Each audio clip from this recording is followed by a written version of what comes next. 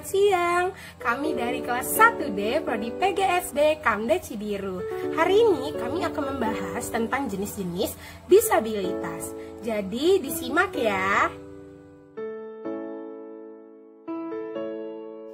Menurut Undang-Undang Nomor 8 Tahun 2016, Pasal 1 disebutkan bahwa disabilitas adalah setiap orang yang memiliki keterbatasan fisik, mental, sensori, dan intelektual dalam jangka waktu yang panjang, yang dalam berinteraksi dengan lingkungannya itu memiliki hambatan dan kesulitan berpartisipasi secara aktif dan penuh dengan warga negara lainnya berdasarkan kesamaan hak. Dan penyandang disabilitas meliputi yang pertama, penyandang disabilitas fisik, penyandang disabilitas intelektual, penyandang disabilitas mental, dan penyandang disabilitas sensori. Disabilitas fisik ialah orang yang mengalami keterbatasan akibat gangguan pada fungsi tubuh. Disabilitas fisik ini juga muncul akibat sejak lahir atau bahkan kecelakaan atau penyakit, bahkan pengaruh dari obat medis.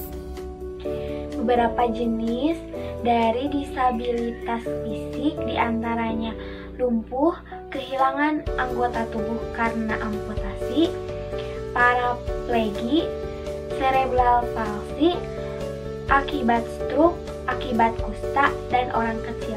Paraplegi adalah penurunan fungsi sensorik dari gerak tubuh. Hal ini biasanya disebabkan oleh cedera sumsum tulang belakang atau bawaan kondisi yang mempengaruhi elemen saraf kanan tulang belakang. Cerebral palsy adalah seseorang yang mengalami gangguan postur dan kontrol gerakan yang bersifat non-progresif yang disebabkan oleh kerusakan atau kelumpuhan sistem syaraf pusat. Akibat kusta adalah seseorang yang mengalami kehilangan atau kerusakan bagian organ fisik akibat dari penyakit kusta. Sedangkan orang kecil adalah orang yang memiliki ukuran tubuh kecil yang tidak seperti kebanyakan orang lainnya. Nah, jadi disabilitas intelektual itu dapat ditandai dengan kurangnya IQ atau tingkat IQ yang di bawah standar rata-rata. Jadi penyandang disabilitas intelektual itu memiliki kesulitan dalam memproses informasi, keterbatasan dalam berkomunikasi, keterbatasan bersosialisasi, dan kurangnya kepekaan terhadap lingkungannya. Selain itu, penyandang disabilitas intelektual memiliki kesulitan dalam memenuhi tuntutan akademik. Disabilitas intelektual memiliki beberapa jenis, di antaranya adalah Down syndrome dan keterlambatan tumbuh kembang. Nah, Down syndrome ini adalah kelainan kromosom genetik 21 yang menyebabkan keterlambatan perkembangan dan intelektual. Secara umum, Down syndrome atau sindrom Down disebabkan karena bayi mengalami kelebihan jumlah kromosom saat berada di kandungan.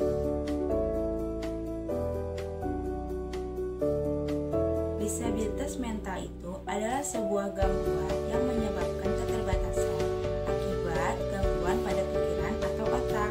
Disabilitas mental disebabkan oleh beberapa faktor, diantaranya faktor biologis, faktor psikologis, dan faktor sosial spiritual.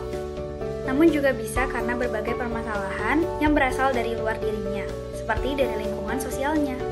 Disabilitas mental ini contohnya seperti skizofrenia, demensia, afektif bipolar, retardasi mental, gangguan kecemasan, depresi, dan gangguan mental lainnya. Skizofrenia adalah gangguan yang mempengaruhi kemampuan seseorang untuk berpikir, merasakan, dan berperilaku dengan baik.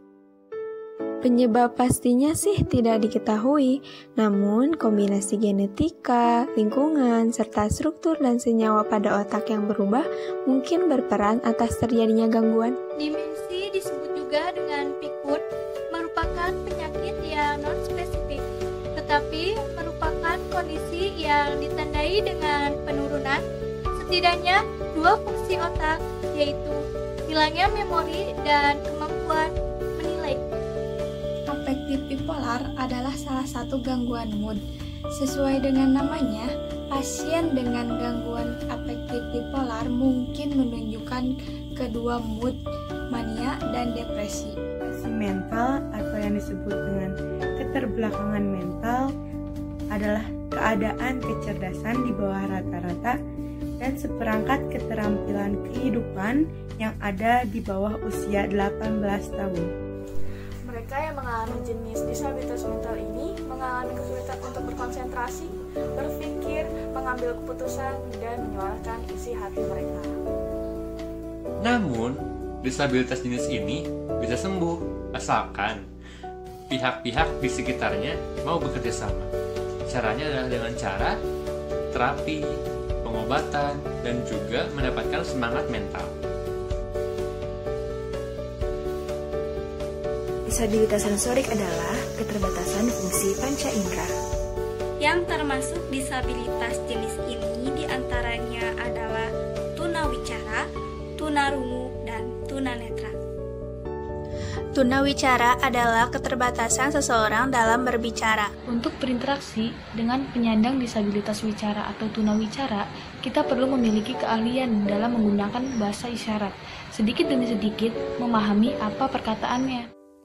Tunarungu adalah keterbatasan seseorang dalam mendengar. Disabilitas rungu atau tunarungu, kita perlu memiliki keahlian dalam menggunakan bahasa isyarat dan sebaiknya kita berbicara dengan tempo lebih lambat agar mudah dimengerti. Netra adalah keterbatasan seseorang dalam melihat. Untuk membantu penyandang disabilitas netra atau tunanetra, kita harus mempelajari cara khusus berinteraksi dengan mereka. Ketahuilah jenis sentuhan dan nada bicara yang bisa kita lakukan atau gunakan untuk berkomunikasi.